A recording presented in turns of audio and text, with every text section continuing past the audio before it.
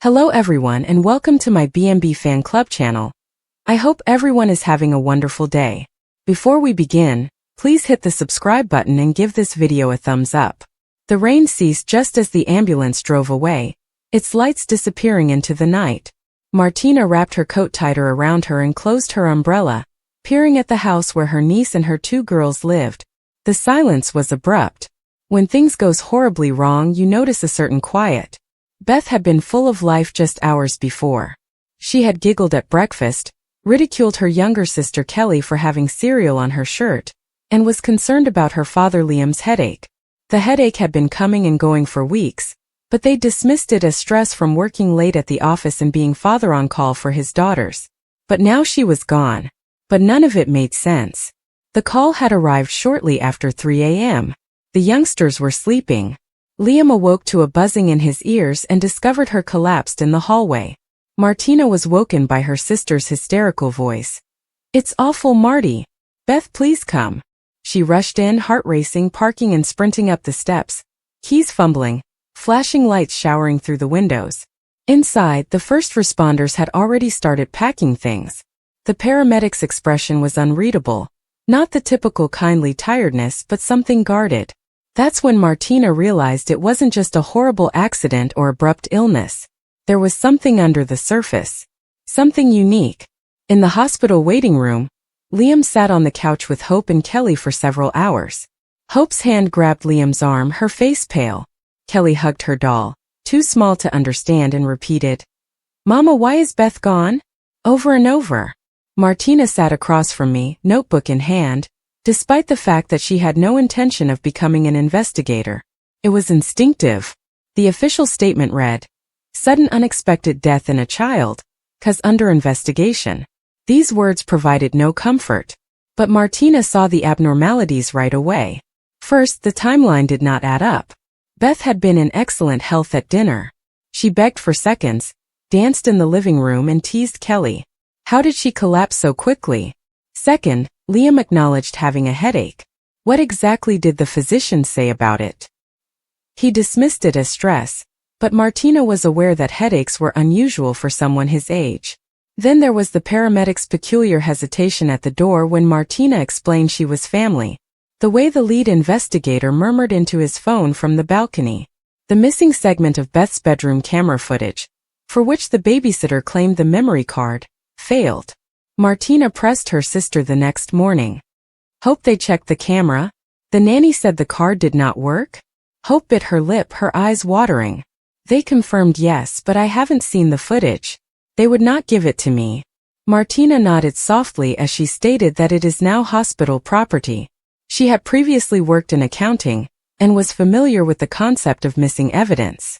When the coroner's preliminary report came back, it stated that the youngster had an uncommon heart arrhythmia caused by something, but it did not specify what. Martina frowned. That something was the gap in their narrative. She remembered seeing a lab cargo truck parked near the house 2 nights previously, which was odd for 11:30 p.m. She rejected it at the time, supposing the nanny's husband had arrived late. But now, she pondered. The sadness was palpable at Beth's funeral, which took place at sundown in the home garden where she had roamed barefoot previous summer. Kelly gave each visitor a folded origami crane since Beth had always liked cranes. Liam delivered a wobbly eulogy choked with emotion. "Beth taught me what it meant to love unconditionally." Hope leaned against him, both of them attempting to keep Kelly standing as she tossed flower petals into the pond where Beth had fed the fish. Martina later returned to the residence. It was silent. Whiskers, the family cat, rushed from the hallway into the living room. Martina opened Beth's bedroom door and examined the toys, the dress hanging on the closet door, and the photographs of father and daughter smiling on the beach. On the nightstand she discovered half a notebook, pages scribbled in gray pencil, with the top reading, "Dreamt of water. I heard the numbers. Tomorrow." She flipped the pages. Underneath, "Do not tell Papa. This is solely for Daddy." Her chest constricted. Which numbers? What did she hear during her dream? The final days of Beth's life were brief and strange. The next morning Martina returned with her old camera. She strolled slowly through the house photographing everything. The location on the hallway floor where Beth collapsed, The kitchen counter with the cereal box toppled over, and the living room rug where Kelly spilled juice and was instructed to clean it up. She observed a small device placed under the DVD player. A low, steady blinking light. A nanny device? A voice recorder? She did not know. However, she disconnected it and pocketed it. Hope discovered Martina in the den. "Marty, what are you doing?" she muttered, her voice quivering. Martina showed her the device. "This was here. You didn't realize it?" Hope shook her head, tears streamed down her face. "I assumed it was something Dad gave me. I thought it was just a remote." "I didn't think." Martina inquired gently. They sat on the couch and Martina described her suspicions. The dates, the migraines, the unusual nighttime vehicle, the nanny's late hours, the recorder, and Beth's enigmatic notebook notes. "She knew something," Martina murmured. Hope's screaming subsided into a quiet sob. "She did," she answered. "She informed me that she was terrified of water. She enjoyed swimming, but she had a dream about something in the lake. She wouldn't say anything else." Martina requested Hope to review the home security footage. The nanny and her husband were seen entering the house at midnight carrying a case. Hope paused. "I am terrified, Martina. What if this is dangerous?" Martina took her hand. "We'll be careful. But Beth deserves answers." Over the next few days, Martina contacted a private investigator buddy. They learned the lab vehicle belonged to a company hired for biomedical goods, which was unusual for a residential residence in that neighborhood. The nanny's husband was listed as a temporary driver, and the nanny was on probation for prior work concerns, but no one had reported her. According to their source, arrhythmia was often diagnosed as a result of chemical exposure or hidden poisons. The medical examiner's thorough toxicology tests would take weeks, if not months. But Martina began to piece together her thoughts. Beth had uncovered something. Something was in the house's water lines. Something in the silent hours when her father's headache worsened, when she mentioned hearing numbers in a dream, perhaps the lab guy's truck ID or a code. She suspected that the nanny had helped bring something into the house, possibly an equipment or a chemical sample. Beth, in her innocence and curiosity, discovered it, heard something, took notes, and reminded herself, "Don't tell Papa." She then collapsed. Martina and Hope sat at the table one night, reviewing the footage. At 11:40 p.m., the nanny's husband wheeled in a suitcase. He departed at 12:13. The nanny reappeared at 3:02 with a coffee mug. At 3:14, the inside door camera froze. At 3:17, the power in the hallway flickered. The nanny phoned the hospital ambulance at 3:20. The timestamps corresponded to the paramedics' log. They arrived at 3:22. Martina's heart pounded. This suggests the collapse occurred within minutes of the power fluctuation. Hope closed her eyes and felt as if each moment had been recreated in her head. "We need to show this to someone," she explained quietly. Martina nodded. "Yes, but we need to be smart." The detective assigned to the case met them the next day. He politely listened to Martina's conclusions. He took out a file. The toxicological sample was awaiting. He stated that there were several variables and that nothing was definitive yet. Hope observed his expression. Neither affirm nor dismiss. The investigator told them, "We'll do everything we can." As the weeks passed, Kelly began asking more questions. "Beth, why did you abandon us?" she'd ask, and Hope and Liam would kiss her hair and say things like, "Beth's in heaven watching over us." However, Kelly's dreams altered. She would wake up in the middle of the night whispering numbers. 528 Water Pond. Hope was unsure how to respond. She embraced her daughter and wished they had listened sooner. On a Saturday, the children were invited to a friend's birthday party at a lakeside resort. Hope drove Kelly, but came to a halt just before entering the seaside pavilion. Her throat clenched as she glanced at the lake glistening in the sun and remembered Beth's dream of water. She turned around and said, "Maybe not today, sweetheart." Kelly pouted but agreed. Martina paid another visit to the house. The truck's case had left a residue under the hallway rug. Martina swabbed it and forwarded it to her former lab contact. The results: trace levels of a rare industrial chemical utilized in microfluid systems, which is not commonly found in domestic products. Martina's world tilted. She called Hope. "We've got enough. We have something they don't want us to know. Hope's husband, Liam, answered the phone. His voice was low and exhausted. Hope, what's going on? Hope explained. Liam's pause was extended. Then, I'll handle it. No more surprises. Martina watched from her car as the nanny's husband drove his truck out of the driveway at 2 a.m. She took photos. She watched him place the case in the truck bed, cover it with a tarp and drive off. She followed, keeping her distance. He drove into the industrial zone on the outskirts of town and pulled into a dark lot. Martina watched as two guys unloaded the case into a refrigerated container before walking away. She took a note of the container's number. The next day, she gave everything to the detective. Container number, chemical trace report, timestamps, and film. The detective's countenance hardened. You were very brave, he stated. And we will act on this. In the formal hearing, the corporate contractor for the lab shipment confessed that, yes, a case had been rerouted to a private residence nearby at midnight under emergency protocol. The nanny's husband had driven. The chemical inside was non-hazardous in modest doses, but when aerosolized in a confined setting, it could cause cardiac arrhythmia in youngsters. The sufferer had been exposed and collapsed before rescue arrived. The nanny claimed ignorance, saying her husband had informed her it was only a calibration device.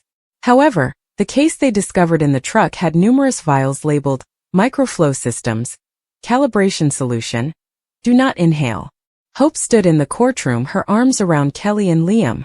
Martina stood behind them.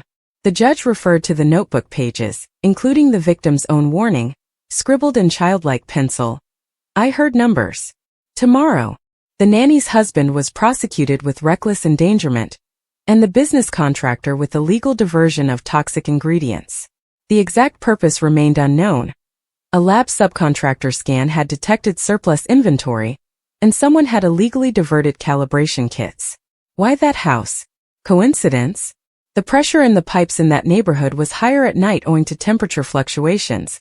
Therefore, the lab used that house to test the system remotely, unknown to the family. Beth had overheard the figures since she was standing near the equipment. The calibration case was running quietly and unobserved beneath the steps. In the midst of it all, no one could explain why they chose her house, why the nanny's husband was chosen, or why Beth's father's headache began the same night. Perhaps it was avarice and carelessness. Perhaps it was the evil side of testing techniques. Perhaps there was something larger. However, the verdict was clear. Beth died as a result of something that no one saw until it was too late. At home, Kelly put a single origami crane on Beth's memory shelf. Hope observed her with intense emotion. She was brave, Hope whispered to Liam, who agreed. Martina kissed Hope's cheek. Braver than all of us. She spoke. We just had to listen. They never replaced the home's camera system. Instead, they erected a tiny fountain in the garden, and as the water rippled, Hope reached out to Kelly, and they saw the reflection together. Because Beth's last dream had been about water. And in that water, they discovered her still. Resting. Watching. Healing them in the ripple. Beth Harmon's body was discovered around 6:47 a.m. On a Tuesday, it smelled like wet asphalt and burnt coffee.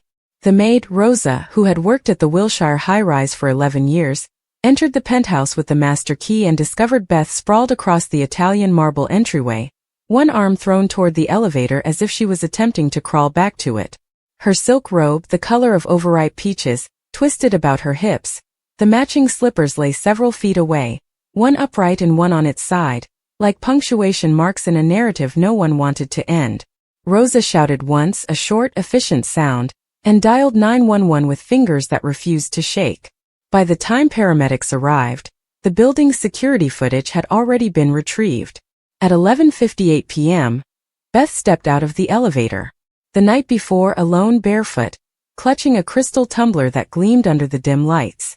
She walked straight to the foyer mirror, stared at her reflection for 9 seconds, and then shattered the glass against the edge of the console table. The video ended there. The hallway camera outside the penthouse was turned off at 11:43 p.m. Someone had looped a 15-minute piece of vacant corridor, a cheap ploy that felt almost disrespectful. Detective Laura Cho viewed the loop 3 times before asking the building manager to turn off the feed. She stood in the foyer, booties over her shoes, notebook in hand, cataloging the oddities in the same way that others counted rosary beads. The broken tumbler had held high-end bourbon, but the bottle on the bar cart remained unopened, with the seal intact. Beth's phone was on the kitchen island, the screen smashed, and the last outgoing call was at 11:12 p.m. to a phone registered to Steffi F. The call lasted 47 seconds. No voicemail. Steffi Forrester, Beth's half-sister and the current creative director of Forrester Creations, claimed she had fallen asleep and never picked up. Phone records confirmed that the call went unanswered. Cho received the medical examiner's preliminary report before lunch. No evident trauma, no drugs on the initial talk screen, and minimal blood alcohol levels. Heart attack, perhaps. Beth was 42, jogged for miles every morning along Santa Monica's beach path, and ate kale like it was out of style. Heart attacks did not suit. Cho printed the report nevertheless, placed it in a manila folder called Harmony, Bethany, DOA, and returned to the apartment.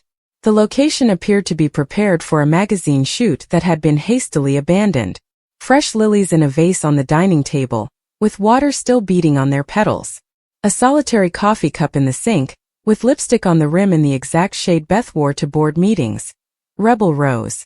The bedroom safe hung open, and the combination lock turned to 0000 like a child's prank. Inside there was a passport, a birth certificate, a velvet pouch containing a diamond choker worth more than Cho's annual income, and a flash drive in a plastic evidence bag that had not been present when the first officers arrived. Someone had planted it after the corpse was taken but before the crime scene tape was put up. The drive included one file, a 4K movie with a timestamp of 11:51 p.m., 11 minutes before Beth appeared on the elevator camera. Cho watched it in the dark light of her precinct laptop, headphones firmly clasped. The film was captured from the entryway mirror itself. Beth must have had her phone set to record while leaned against a stack of design magazines. She entered the frame talking, her voice low and anxious. If you're looking at this, I'm probably dead. Don't believe the easy answers. Begin with the ledger in the Malibu house, located behind the Monet imitation. Page 43. And whatever you do, don't let Rich sign the new merger documents until... The video faded to dark. There was no crash or scream. Just a sudden stop at 11:53 p.m. Cho rewinded and froze on Beth's face. Pupils are normal. No wobble or slur. Whatever killed her occurred after the tape was completed, before the elevator traveled 2 stories down to the lobby camera that captured her final wobble. The Malibu house sat on a bluff above Broad Beach, all glass and angles, with the type of silence that money can buy. Cho arrived at dusk with a warrant and a locksmith who owed her a favor. The Monet knockoff, a competent forgery of the lemon, hung slightly off-center in the study. Behind it is a wall safe. Combination. Beth's birth date reversed. Inside, a leather-bound book with crisp sheets and entries in Beth's beautiful handwriting. The majority were fabric shipments, dye batches, and estimated profits for the new Forrester Eco line. Page 43 was different. A list of people, monetary amounts, and dates. At the top are Forrester $2.4 million March 14th. Rich Forrester, Beth's ex-husband, continued to sign her alimony payments out of remorse, habit, or both. S is underneath him. Forrester $750,000, 4/02. Steffi again. Cho recognized a string of offshore accounts from a money laundering class she had slept through the previous year. She photographed every page, placed the ledger in an evidence bag, and drove back to the city with the windows down, allowing the salt air to clear the fog from her mind. The ledger explained the motive but not the means. $2.4 million was a lot to lose in a divorce settlement, but Ridge's lawyers ate settlements for breakfast. And why pay Steffi at all? The sisters had been at odds since their fathers will granted Beth power over the family trust. Yes, money went, but what about murder? What about fabric swatches and pride? Cho needed the body. The autopsy was planned for the next morning, but the deputy coroner, a child named Patel who still blushed when he swore, called her at 2:03 a.m. "You're gonna want to see this," he said. "Bring coffee." The morgue smelled like chlorine and something sweet Cho declined to identify. Beth lay on the steel table under a bright glare, her skin the color of printer paper. Patel pointed to a little puncture mark, just below the left clavicle that might easily be mistaken for a freckle. Injection site, he explained. Clean entrance with no bruises. Whatever went in was quick-acting and water-soluble. We are running the entire panel, but my money is on a paralytic. Succinylcholine, maybe. Pancuronium. Something that stops the diaphragm without leaving a trace. Cho looked at the mark. What is the time of death? Between 11:55 and midnight. She was upright when it hit. Look at the lividity. He lifted Beth's arm. The blood had gathered along the back rather than the side. She had been standing and then slumped straight down. The Foyer marble explains the absence of skull trauma. Whoever did this knew anatomy, Patel explained. I knew how to strike the subclavian vein on the first try. That is not luck.